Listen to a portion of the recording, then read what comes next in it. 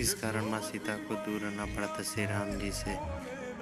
एक बार सीता जी अपनी सहेलियों के साथ जानकी जी के महल में बगीचे में मनोरंजन के लिए गए। वहाँ पर एक वृक्ष पर उन्होंने तोते को एक जोड़े को देखा। दोनों आपस में बातें कर रहे थे। एक ने कहा कि अयोध्या में एक सुंदर और प्रतापी कुमार है जिसका नाम श्री राम है। उसमें सीता जी का विवाह होगा। श्री राम 11,000 वर्षों तक इस धरती पर राज करेंगे। सीता और राम दोनों एक दूसरे के जीवन साथी की तरह इस धरती पर सुख से जीवन बिताएंगे। सीता ने अपना नाम सुना तो दोनों पक्षी के बातों पर गौर से सुनने लगे। उन्होंने अपने जीवन के बारे में और बातें सुनने की इच्छा हुई। सभी सखी सहेलियों से कहकर उन्हें दोनों को पकड़वा लिया। सीता ने इन्हें प्यार से सहलाया और कहा, भय मत करो, तुम बड़ी अच्छी बातें करते हो। यह बताओ कि यह ज्ञान तुम्हें कहाँ मिला।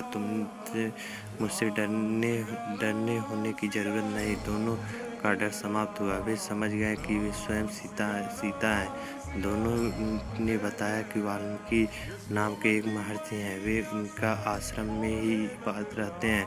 वाल्मीकि रोज श्री राम और सीता के जीवन की चर्चा करते हैं। उन्होंने यही सब सुना और वह कंठस्थ हो गया।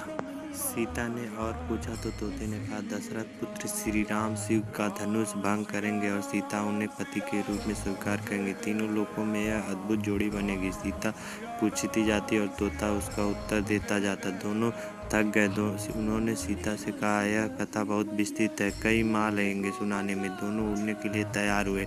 यह देख सीता ने कहा, तुमने मेरी भावी पति के बारे में बताया। उनके बारे में बड़ी जिज्ञासा हुई।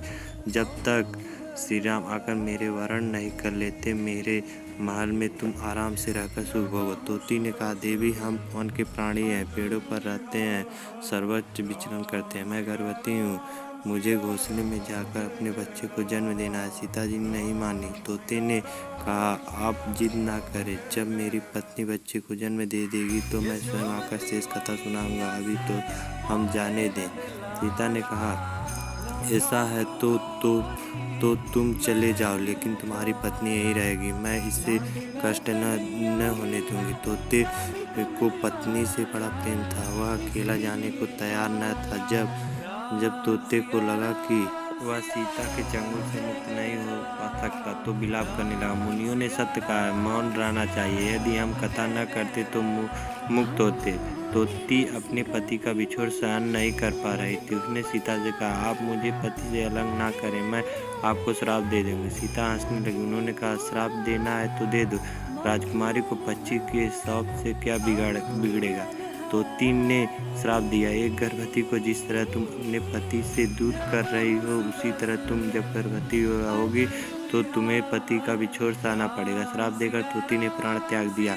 इसी तरह का मोटिवेशन वीडियो देखने के लिए हमारे चैनल को सब्सक्राइब करें और शेयर करना ना भूलें।